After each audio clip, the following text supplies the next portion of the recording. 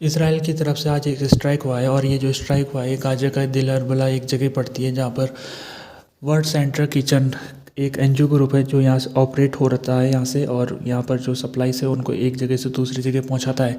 तो उसके स्टाफ के ऊपर हमला इसराइल ने किया था। जो स्टाफ था वो यहाँ गाड़ी से निकल रहा था, दिल अरबला गोदाम से वो निकल रहा था किसी दूसरे रास्ते की तरफ। तो जो गाड़ी थी, 2 गाड़ी थे कुल मिला के, और दोनों के ऊपर स्ट्राइक हुआ है। कुल मिला के 7 लोगों की मौत हुई है। और जो गाड़ियाँ डिस्ट्रॉय हुई है, 2 गाड़ियाँ, उसमें WFC वर्ल्ड फूड किचन का लोगो भी उसमें बना हुआ था गाड़ी में। इसके बावजूद इसराइल ने उसमें स्ट्राइक किया। तो ये जो 7 लोग मारे गए इनका जो संबंध है, एक तो ऑस्ट्रेलिया से, 3 यूके से, 1 यूएस और कनाडा का ड्यूल सिटीजन है, बाकी फ़िलिस्तीनी है और एक पोलैंड का है। तो ये जो हमला आज हुआ है तो इसका असर ये हुआ है कि जो वर्ल्ड फूड किचन जो यहाँ पर मैरीटाइम कॉरिडोर के रास्ते जिसने 2 शिप सिप्रस से गाज़ा तक भेज दी थी सप्लाई लेकर, वो अब वो बंद कर रहा है। उस कॉरिडोर का जो उसने शिप भेजने का जो उसका प्रोग्राम था उसको उसने कैंसिल कर दिया। दूसरा, इधर एक और एनजीओ ऑपरेट होता है, एमेना उसका नाम है, उसने भी अपना जो इधर काम है उसको सस्पेंड कर दिया। ये एक बहुत बड़ा धक्का है गाज़ा के लोगों के लिए, क्योंकि गाज़ा के इस समय लगभग नॉर्थ गाज़ा का जो इलाका है वहाँ पर फाइमेन जैसी सिचुएशन हो रही है। लोगों को खाना पीने के लिए उनके लिए नहीं मिल पा रहा है। ऐसे मौके में जब उनको पहले से इतनी खाने की दिक्कत चल रही है, एक महत्वपूर्ण ऑर्गेनाइजेशन जो कि नॉर्थ गाज़ा के लोगों को सप्लाई पहुंचा रहा था, जब उसने सस्पेंड कर दिया, और साथ में एमेना ग्रुप उसने भी सस्पेंड कर दिया, तो ये अब सवाल उठ रहा है कि जो सिचुएशन गाज़ा में है वो अब तो क्रिटिकल लेवल को भी पार कर जाएगी। ये जो स्ट्राइक हुआ है इसमें इसराइल का पक्ष सामने आया, उसने कहा है कि गलती हो गई हमसे, और लड़ाई में आमतौर में ऐसा हो जाता है गलती से, और हम इसके लिए काफ़ी दुखी है जो लोग मारे गए।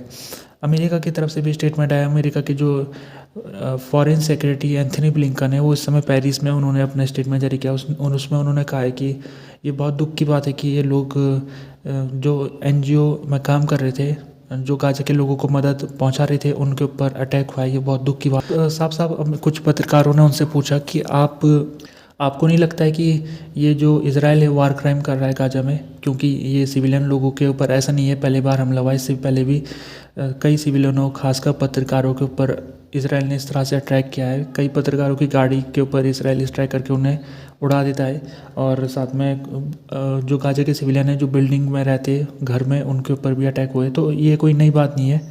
इसके ऊपर एंथनी ब्लिंकन ने कहा, मुझे लगता है कि इस समय इसराइल वार क्राइम नहीं कर रहा है, और उन्होंने कहा हो जाती है कभी कभी गलती में इसराइल की।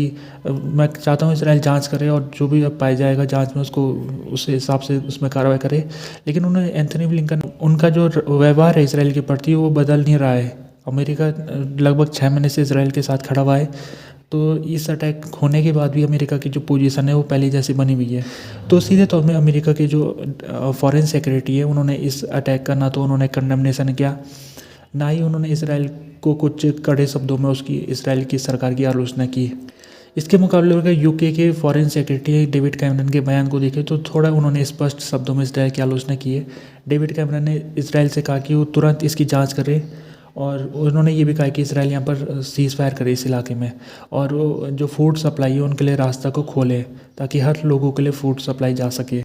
दूसरे जो पक्ष है इसमें खासकर ऑस्ट्रेलिया का एक नागरिक मारा गया, तो उसके फॉरेन मिनिस्टर, ऑस्ट्रेलिया के फॉरेन मिनिस्टर पेनी वोंग का भी स्टेटमेंट में उन्होंने यूके के जो फॉरेन सेक्रेटरी डेविड कैमरन की बात है उसको ही दोहराया।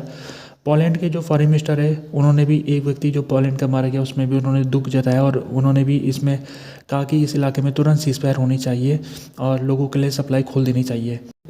जो बाइडन उन्होंने वर्ल्ड फूड किचन के जो फाउंडर है चॉ सेंटेस उनके साथ बातचीत की है, और उनको दिलासा दिलाया कि आप जो काम कर रहे हो काफ़ी सराहनीय काम है और आपके काम की हम सराहना करते हैं।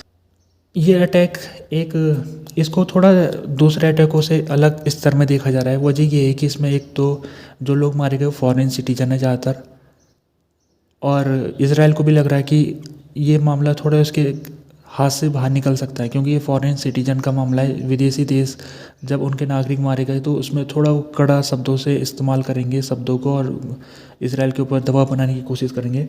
तो इसराइल भी इसको इसकी गंभीरता को समझते हुए उसने इन्वेस्टिगेशन की, उसने परमिशन दे दी और कोई भी अगर उसके आर्मी में पाए गए लोग तो उनको सस्पेंड भी किया जा सकता है। यूएन की तरफ से कहा गया कि ये एक अटैक इनएविटेबल था, इसको रोका नहीं जा सकता था, क्योंकि जिस तरह से लड़ाई इस समय गाजा में चल रही है, इसराइल जिस तरह से लड़ाई को चला रहा है, उससे ऐसी घटनाएं आम तौर में मिलेगी, हम इससे बचा नहीं जा सकता है। क्योंकि इसराइल अगर सिविलियनों को स्ट्राइक करेगा तो जाहिर सी बात है एक ना एक मौका ऐसा भी आएगा जब चाहे वो एनजीओ हो या दूसरे हो, उनके ऊपर भी अटैक इसराइल के द्वारा हो सकता है। क्योंकि इसराइल को लगता है कि उसको यहाँ पर इम्प्यूनिटी मिल चुकी है, वो कितना भी कुछ भी लोगों के ऊपर स्ट्राइक कर दे तो उसको कोई कहने वाला नहीं है। अभी तक तो ये उसकी जो धारणा थी वो सही साबित हो रही थी और ज़्यादातर जो लोग मर रहे थे वो फ़िलिस्तीनी सिविलियन थे। अब ये जो अटैक हुआ इसमें जैसे कि मैंने आपको कहा कि विदेशी नागरिक थे इसमें शामिल, और ऐसे नागरिक थे जो कि लोगों के लिए सप्लाई लेके जा रहे थे। तो ये एक एज ए इंटरनेशनल, अगर हम इसे पब्लिसिटी के हिसाब से कहिए या दूसरे शब्दों में इसराइल की इमेज के लिए ठीक नहीं हुआ है ये जो घटना हुई है, और इसराइल के ऊपर बहुत ज़्यादा दबाव आ सकता है। इसराइल ने 2 दिन पहले जो सीरिया के ऊपर स्ट्राइक किया था जिसमें उसने 11 लोगों की हत्या कर दी थी। ये जो स्ट्राइक हुआ था ये कॉन्सुलेट में हुआ था जो कि सीरिया एम्बेसी के बिल्कुल सामने था, और ये अटैक इसराइल ने जब किया था तो उसको इंटेलिजेंस यहाँ पर मिली थी कि जो ये ईरानियन कमांडर IRGC जिनको कहते हैं ईरानियन रेवोल्यूशनरी गार्ड कमांडर, उनकी टीम यहाँ पर छुप के रह रही है। तो ये जब इसराइल को जानकारी प्राप्त हुई तो उसने इनको निशाना बनाने के लिए स्ट्राइक किया। इसमें एक senior Iranian revolutionary guard commander मारा गया है, ब्रिगेडियर जनरल रैंक का था वो, और इसके अलावा कुछ उसका डिप्टी भी मारा गया। तो ये इसराइल के लिए बहुत बड़ी कामयाबी थी। लेकिन ये अटैक जो इसराइल ने किया था वो एज ए इंटरनेशनल लॉ के हिसाब से ये गैरकानूनी है। किसी विदेशी एम्बेसी में अटैक करना वो गैरकानूनी माना जाता है। तो उसके ऊपर आज के दिन तुर्की का रिस्पॉन्स आया। तुर्की ने कहा ये इंटरनेशनल लॉ के खिलाफ है और इसराइल को इसकी पनिशमेंट मिलनी चाहिए। साथ में जो यूएन की तरफ से भी आलोचना हुई है, यूएन ने कहा है कि इस तरह से आप किसी दूसरे देश के एम्बेसी के ऊपर अटैक नहीं कर सकते, और ईरान ने पहले कह दिया कि वो इस अटैक का बदला लेगा, और वो जो बदला लेगा वो इसराइल के ऊपर उतना ही फोर्स के साथ अटैक करेगा जितना इसराइल ने उसके एम्बेसी में किया है। इसराइल के जो डिफेंस मिनिस्टर योव गैलेंट, उन्होंने कैनेसेट की पार्लियामेंट्री मीटिंग के सामने उन्होंने कहा है कि हम ऐसे अटैकों को जारी रखेंगे जो सीरिया और इराक या फिर लेबनान में जो इसराइल करता है, ऐसे अटैक हमारे जारी रहेंगे, क्योंकि हमको लगता है कि यहाँ पर जो टेररिस्ट ग्रुप ऑपरेट होते हैं ये हमारे लिए खतरा बन सकते हैं। ये हमारे लिए खतरा बने इससे पहले ही हम इनको न्यूट्रलाइज कर देंगे।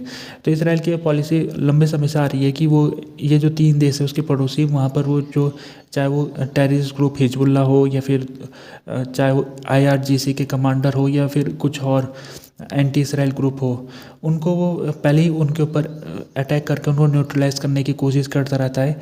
लेकिन इसका एक खतरा ये होता है कि हो सकता है कि एस्केलेट इस चीज़ को हो सकती है आने वाले समय में, क्योंकि अगर इसराइल के जो अटैक है उसकी जो रिस्पांस मिलता है तो फिर वो भी एस्केलेशन हो सकता है। जैसे ईरान ने कह भी दिया है कि वो इस मामले को आगे इसराइल के ऊपर हमला करके सॉल्व कराएगा।